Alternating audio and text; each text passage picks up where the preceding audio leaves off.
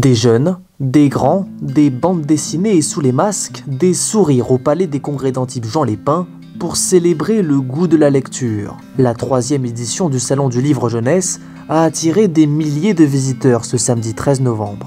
Une manifestation ouverte à tous et gratuite qui a réuni auteurs, illustrateurs, éditeurs, librairies et associations locales. La communauté d'agglomération de Sophia Antipolis a un réseau de médiathèques important. Ce réseau de médiathèques fait que la lecture publique est une des actions principales. Dans le salon, les stands se sont parés des couvertures colorées des livres pour enfants et tous parlent essentiellement de la nature, qu'elle soit en montagne, qu'elle soit du côté de la mer. Et il y a toujours une petite connotation de protection. On fait vivre en plus ces animaux-là dans leur décor réel. Destinées à un public très jeune, les illustrations ont été créées à l'aquarelle par Florence. Ce qui fait que les enfants se plongent directement dans la lecture d'images avant de rentrer dans la lecture de texte.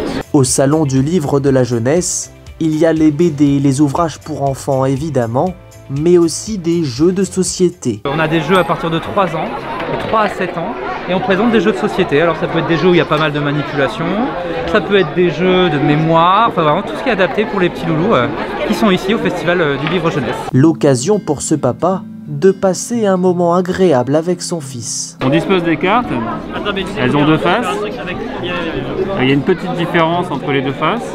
Donc il y a un joueur qui choisit une carte à retourner, tous les autres ferment les yeux, il la retourne, et les autres ouvrent les yeux, ils doivent savoir laquelle a été retournée. Et l'équipe est accueillante, il y a pas mal de jeux, il y a beaucoup de choses à faire, la peinture là-bas, les Lego là. C'est un bon moment à passer en famille. Et cet atelier connaît un franc succès. On désemplit pas, toutes les tables sont pleines, un super public, les parents, les enfants, on passe tous un super moment. Le président de la communauté d'agglomération de Sophia Antipolis, Jean Leonetti, était également au rendez-vous. Ça, c'était la planche pour les plus grands. Ah ouais. Déjà, la BD se prête mieux à un public plus âgé. Oui, oui.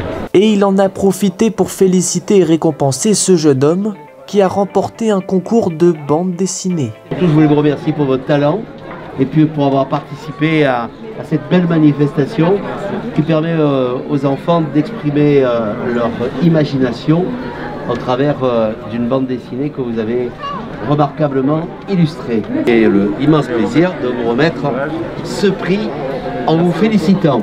Merci beaucoup. Une bande dessinée dans laquelle l'apprenti auteur-illustrateur a voulu faire passer un message. J'ai essayé de montrer toute l'ampleur des réseaux sociaux et des objets connectés dans la vie des enfants de nos jours. Et du bonheur dans la nature. Et du bonheur, voilà, exactement. C'est beau. Bravo. Plus loin, cette étudiante en 2e année de master de lettres vient de remporter le prix Jeune Audiberti en rédigeant un texte autour de la cause animale. Cette année, c'est Sophie Van de Veuve, on applaudit. Voilà. J'ai écrit ce texte, on pourrait croire que les phrases sont mélangées, que j'ai écrit dans l'ordre, et puis que j'ai mélangé, que j'ai ajouté des adjectifs, mais pas du tout. Il est vraiment touchant. Interlude poétique avec ce spectacle théâtral et musical adapté d'une œuvre d'Oscar Wilde. Revenons à nos bandes dessinées. C'est le dernier album d'Antoine Le Pilote qui a pour thème le Tour de France automobile. Yvon Amiel est l'auteur-illustrateur de la célèbre série d'Antoine Le Pilote, des personnages au casque surdimensionné devenus incontournables dans le milieu de la course automobile. Moi je suis au départ un passionné de course automobile et un passionné de bande dessinée, donc j'ai l'idée de créer mon personnage. Antoine Le Pilote, c'est de 5 à 105 ans. Ça fait large. C'est large. Le stand d'Alex Codard, auteur-illustrateur, connaît lui aussi son succès, notamment grâce à ses livres autour d'animaux en voie de disparition qui se lient d'amitié avec des humains. Maë le Lamentin.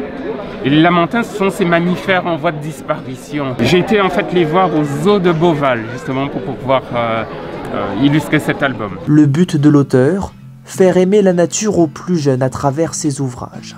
Je pense que quand on aime quelque chose, on a plaisir à le protéger. L'objectif de ce salon étant aussi de promouvoir la lecture dès le plus jeune âge. Ils sont vachement accaparés par les écrans, donc c'est vrai que dès qu'on peut lui mettre des livres, et puis il aime bien ça, donc autant en profiter, quoi. Des écrans quasi omniprésents dans notre quotidien et de plus en plus utilisés par les jeunes.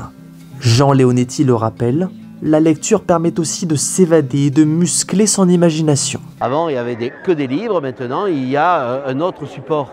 Mais pour autant, le livre garde sa place, et il garde sa place dans l'imaginaire aussi. Il y a des ateliers, par exemple, sur lesquels les enfants doivent mettre dans les bulles ce qu'ils imaginent de l'histoire. Et donc, la lecture, ça laisse à la fois la place à l'imagination et à la réception. Découvrir, s'initier, rencontrer et se divertir ont été les maîtres mots de ce 3e salon du livre jeunesse.